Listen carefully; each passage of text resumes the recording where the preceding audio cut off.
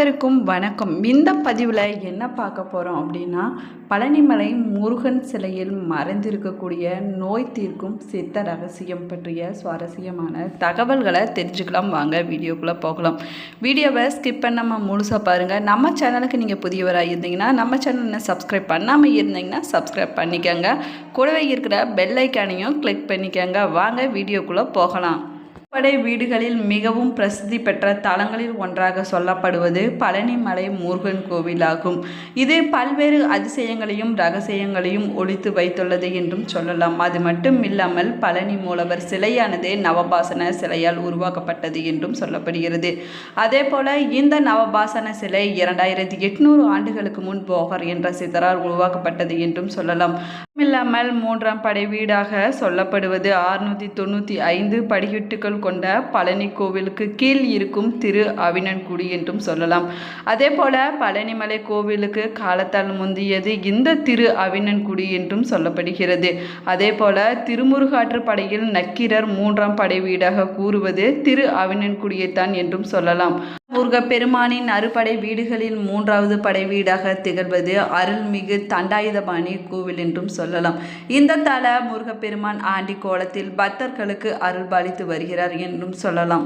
போல இந்த திருக்கோவிலுக்கு நாள்தோறும் ஆயிரக்கணக்கான பக்தர்கள் வெளியூர்களிலிருந்து மற்றும் வெளிநாடுகளில் இருந்து வந்து முருகப்பெருமானை தரிசனம் செய்து செல்கின்றனர் என்றும் சொல்லலாம். ஆலயத்தில் பக்தர்கள் முருகப்பெருமானை தரிசிக்க படிப்பாதை மற்றும் யானை பாதை, மின் இழுவை ரயில், ரோப் கயிறு சேவை வழியாக மலைகளுக்கு சென்று தரிசனம் செய்வது வழக்கமாக இருந்து வருகிறது என்றும் சொல்லலாம். போல 18 சிறந்த சித்தர்களில் ஒருவராக திகழக்கூடியவர் தான் போகர் ஆவார். இவருக்கு தெரியாத கலைகளே இல்லை என்றும் சொல்லலாம். அது மட்டும் இல்லாமல் போகர் பழனிமலையில் தங்கி மக்களின் நோய்களுக்கு மருந்து கொடுக்கும் பணியை செய்து வந்தார் என்றும் சொல்லலாம். அப்போது அவர் கொடுத்த மருந்தால் பலரும் பாதிக்கப்பட்டு இறந்துவிட்டனர் என்றும் சொல்லப்படுகிறது. தம்முடைய மூலிகை மருந்தால் உள்ள நச்சுத்தன்மையை இதற்கு காரணம் என கண்டுபிடித்தார். இதனால் இவர் பாசன மருந்துகளால் ஒரு சிலையை உருவாக்கி அதற்கு அபிஷேகம் செய்து அந்த தீர்த்தத்தை நோயால் பாதிக்கப்பட்டவர்களுக்கு கொடுக்கப்பட்டவர்களும் குணமாயினர் என்றும் சொல்லலாம். அது மட்டும் இல்லாமல் போகர் நவபாசனங்களை கொண்டு முருகன் சிலையை உருவாக்கி பழனிமலையில் பிரதிஷ்டை செய்து அங்கேயே தங்கி பணி செய்து வந்திருக்கிறார் என்றும் சொல்லப்படுகிறது. போகர் சித்தரின் சீடரும் 18 சித்தர்களின் மற்றொருவருமான புலிப்பாணி சித்தருடன் இணைந்து கன்னிவாடியில் இருக்கும் மெய்கண்ட சித்தர் குகையில் தங்கி இந்த நவபாசன சிலையை உருவாக்கினார் என்றும் சொல்லலாம். அது மட்டும் இல்லாமல் 18 சித்தர்களின் ஒருவராக போற்றப்படும் போகர் தனது சீடருடன் மற்றொரு சித்தருமான புலிப்பாணியுடன் இணைந்து வாடியில் அமைந்திருக்கும் மெய்கண்ட சித்தர் குகை கோவிலில்தான் இந்த நவபாசன சிலையை செய்தார்கள் என்றும் சொல்லப்படுகிறது. நவ என்றால் 9, பாசனம் என்றால் விஷம், 9 விஷங்கள் கொண்ட உருவாக்கப்பட்டது என்பது பொருள்படுகிறது என்றும் சொல்லலாம். அது மட்டுமில்லாமல் இந்த நவபாசன சிலையை 81 சித்தர்களால் செய்யப்பட்டது எனவும் 9 ஆண்டுகள் வரை எடுத்துக்கொண்டனர் என்றும் சொல்லப்படுகிறது.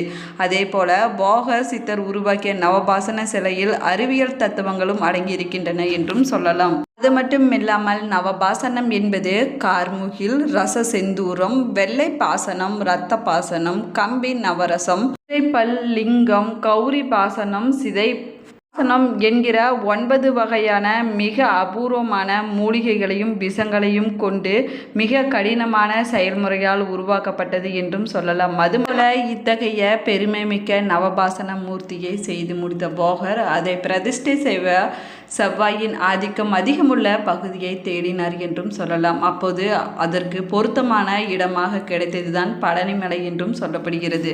நவபாசனத்தால் செய்யப்பட்ட சிலைக்கு நவகிரகங்களின் சக்தியை பெற்றிருக்கும் என்றும் சொல்லப்படுகிறது. இவ்வாறு உருவாக்கப்பட்ட சிலைக்கு பல அற்புதங்கள் நிறைந்திருப்பதாகவும் சொல்லலாம். அதே போல இந்த சிலைக்கு பன்னீர், சந்தனம், பால், பஞ்சாமிர்தம், திருநீர் ஆகியவற்றால் மட்டுமே அபிஷேகங்கள் செய்யப்படுகின்றன என்றும் சொல்லப்படுகிறது. நவபாசனங்களுக்கு அபிஷேகம் செய்த பொருட்களை சாப்பிட்டால் தீராத நோய்களும் தீரும் என்றும் சொல்லப்படுகிறது. அது மட்டும் இல்லாமல் இரவு நேரத்தில் தண்டாயுதபாணிக்கு வேர்க்கும் என்றும் சொல்லலாம். அதனால் பழனி முருகன் சிலைக்கு இரவு நேரத்தில் சந்தன காப்பு சாற்றுவது வழக்கமாக இருந்து வருகிறது என்றும் சொல்லப்படுகிறது. அப்பொழுது அந்த நவபாசன சிலையில் இருந்து நீர் வெளியேற்றப்படுகிறது. இரவில் சிலைக்கு கீழ் ஒரு பாத்திரம் வைக்கப்படுகிறது என்றும் சொல்லலாம். அதே போல அந்த நீர் கௌபீன தீர்த்தம் என்றும் அழைக்கப்படுகிறது. இரவில் சாற்றப்பட்ட சந்தனத்தின் சிலையில் உள்ள நீர் உறிஞ்சப்பட்டு அதன் நிறம் பச்சையாக மாறியிருக்கும் என்றும் சொல்லலாம். அதனை காலையில் விஸ்வரூப தரிசனத்தை காண வரும் பக்தர்களுக்கு பிரசாதமாக வழங்கப்படுகிறது என்றும் சொல்லலாம். மேலும் கௌபீன தீர்த்தமும் பக்தர்களுக்கு வழங்கப்படுகிறது என்றும் சொல்லலாம். இது சக்தி வாய்ந்த பிரசாதம் என்று பக்தர்களால் இன்றளவும் நம்பப்படுகிறது என்றும் சொல்லலாம். தண்டாயுதபாணி விக்கிரகத்திற்கு 4 விதமான அபிஷேக பொருட்களை மட்டுமே பயன்படுத்தப்படுகின்றன என்றும் சொல்லப்படுகிறது. அவை நல்லெண்ணெய், பஞ்சாமிர்தம், சந்தனம், விபூதி ஆகியவை என்றும் சொல்லலாம். பன்னீர் மார்கழி மாதத்தில் மட்டுமே உபயோகப்படுத்தப்படுகிறது என்றும் சொல்லலாம். இவற்றில் சந்தனம், பன்னீர் தவிர மற்றவை எல்லாம் தண்டாயுதபாணியின் சிரசில் வைத்து உடனே அகற்றப்படுகிறது என்றும் சொல்லப்படுகிறது. அடிமுதல் முடிவரை முழு அபிஷேகமும் சந்தனமும் பன்னீருடன் மட்டுமே நடைபெறுகின்றன. இதில் சிரசு விபூதி என்பது சித்தர் உத்தரவால் பக்தர்களுக்கு வழங்கப்படுகிற ஒரு பிரசாதம் என்றும் சொல்லலாம். இது கிடைப்பது மிகவும் அரிதானது என்றும் சொல்லப்படுகிறது.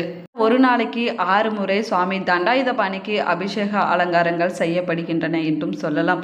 இந்த அபிஷேகம் 5 முதல் 7 நிமிடத்திற்குள் முடிந்து விடுகின்றன. அபிஷேகம் முடிந்து அலங்காரம் செய்துவிட்ட பின்னர் அடுத்த அபிஷேகம் வரை மாலை சாற்றுவதோ பூக்கள் அர்ச்சனை செய்வதோ எதுவும் கிடையாது என்றும் சொல்லலாம். இரவில் முருகப்பெருமானின் மார்பில் மட்டுமே வட்ட வடிவில் சந்தன காப்பு சாத்தப்படுகிறது என்றும் சொல்லலாம்.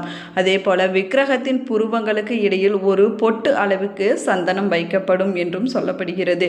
முன்பெல்லாம் சந்தன காப்பை முகத்திலும் சாத்தி கொண்டிருந்தனர் என்றும் சொல்லலாம். பின்னாளில் இந்த முறை மாற்றப்பட்டதாகவும் சொல்லப்படுகிறது. தண்டாயுதபாணியின் விக்கிரகம் மிகுந்த சூடாக இருக்கும் என்றும் சொல்லலாம். இதனால் இரவு முழுவதும் அந்த விக்கிரகத்தில் இருந்து நீர் வெளிப்பட்டு கொண்டே இருக்கிறது என்றும் சொல்லப்படுகிறது. இந்த நீரை அபிஷேக தீர்த்தத்துடன் கலந்து அபிஷேகம் நடக்கும்போது அங்கு இருக்கும் பக்தர்களுக்கு பிரசாதமாக வழங்கப்படுகிறது என்றும் சொல்லலாம். தண்டாயுதபாணியின் சிலையில் நெற்றியின் ருத்ராட்சம், கண், மூக்கு, வாய், தோள்கள், கை, விரல்கள் போன்றவை மிக அற்புதமான ஒளியால் செதுக்கப்பட்டது போல் தெளிவாகவும் காணப்படுகின்றன என்றும் சொல்லலாம். அதே போல போகரின் கைவண்ணம் இதில் தெல்ல தெளிவாகவும் தெரிகிறது என்றும் சொல்லப்படுகிறது. அது மட்டும் இல்லாமல் அந்த சிலையை சுற்றி எப்பொழுதுமே ஒருவித சுகந்த மனம் பரவி கொண்டிருக்கும் என்றும் சொல்லலாம். இந்த சிலையை செய்ய போகர் எடுத்துக்கொண்ட நாட்கள் 9 வருடங்கள் என்றும் சொல்லப்படுகிறது. இல்லாமல் அம்பார், முருகன், அகத்தியர் இவர்களுடைய உத்தரவுக்கு பின்னரே போகர் இப்படி ஒரு சக்தி வாய்ந்த சிலையை செய்தார் என்றும் சொல்லலாம். இதற்காக 4000த்திற்கும் மேற்பட்ட மூலிகைகளை பல இடங்களில் தேர்வு செய்து கொண்டு வந்து 81 சித்தர்கள் இந்த நவபாசன சிலையை போகர் சொன்னபடி உருவாக்கினர் என்றும் சொல்லப்படுகிறது. போகர் இகபரத்தில் இருக்கும்போது தன் மனைவிக்கு கொடுத்த வாக்கை நிறைவேற்றுவதற்காகத்தான் முருகனை மேற்கு நோக்கி பிரதிஷ்டை செய்தார் என்றும் சொல்லலாம். இதனால் மலை நாட்டில் உள்ளவர்களுக்கு பழனி முருகன் குல தெய்வமாகவும் வழங்கி வருகின்றனர் என்றும் சொல்லப்படுகிறது. போல கல்லில் சிலை செய்து பிரதிஷ்டை செய்து கட்டிய எத்தனையோ கோவில்கள் சேதமடைந்து இருந்தாலும் நவபாசனத்தினால் சிலை செய்த இந்த கோவில் மேலும் மேலும் வளர்ந்து கொண்டு இருப்பதற்கு காரணம் சித்தர்களின் மகிமைதான் என்றும் சொல்லலாம். இல்லாமல் தண்டாயுதபாணி சிலைக்கு இடது பக்கத்தில் ஒரு சின்ன மரகத லிங்கமும் காணப்படுகின்றன என்றும் சொல்லலாம். அவரை தரிசிக்க வலது பக்கமாக சென்று தீபம் காட்டுதல் வேண்டும் என்றும் சொல்லப்படுகிறது. ஏனென்றால் தீப ஒளி இல்லாமல் அந்த லிங்கத்தை தரிசிக்க முடியாது என்றும் சொல்லப்படுகிறது. பழனி மலையில் 2 மரகத லிங்கங்கள் காணப்படுகின்றன. ஒன்று முருகன் சன்னதியிலும் மற்றொன்று போகர் சமாதியிலும் காணப்படுகின்றன என்றும் சொல்லலாம். இந்த இரண்டையுமே போகர் பூஜை செய்ததாகவும் சொல்லப்படுகிறது. பல்வேறு அதிசயங்களை கொண்டது பழனிமலை தண்டாயுதபாணி சாமி திருக்கோவில் என்றும் சொல்லலாம். அது மட்டும் இல்லாமல் குடும்பத்தில் ஐஸ்வர்யம் உண்டாகவும் சகல தோஷங்கள் நிவர்த்தியாகவும் பழனி முருகனை வந்து தரிசித்து சென்றால் அனைத்தும் நிவர்த்தியாகும் என்றும் சொல்லப்படுகிறது. போல சகல தோஷங்கள் நிவர்த்தியாகவும் மக்கள் கூட்டம் அதிக அளவில் வந்து முருக பெருமானை வேண்டி பலன் பெறுகிறார்கள் என்றும் சொல்லப்படுகிறது. போல பழனி மலையில் குமரன் குடியேறியதால் அந்த இடம் பழனி என்று அழைக்கப்படுகிறது என்றும் சொல்லலாம். இந்த கோவிலில் வழங்கப்படும் பழனி பஞ்சாமிர்தம் மிகவும் பிரசித்தி பெற்றவை என்றும் சொல்லலாம். போல பழனி மலை பல்வேறு அதிசயங்களை கொண்டதாக அருணகிரிநாதர் உள்ளிட்ட பலராலும் புகழ்ந்து பாடப்பட்டுள்ளது என்றும் சொல்லலாம்.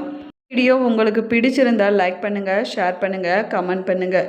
இன்னும் சேனலை சப்ஸ்கிரைப் பண்ணாமல் இருந்தீங்கன்னா சப்ஸ்கிரைப் பண்ணிக்கோங்க. கூடவே இருக்கிற பெல் ஐக்கானையும் கிளிக் பண்ணிக்கோங்க. நீங்களும் பழனிமலை முருகன் கோவிலுக்கு போயிருந்தீங்கன்னா மறக்காமல் கமெண்ட் பாக்ஸில் கமெண்ட் பண்ணுங்கள். Thank you friends.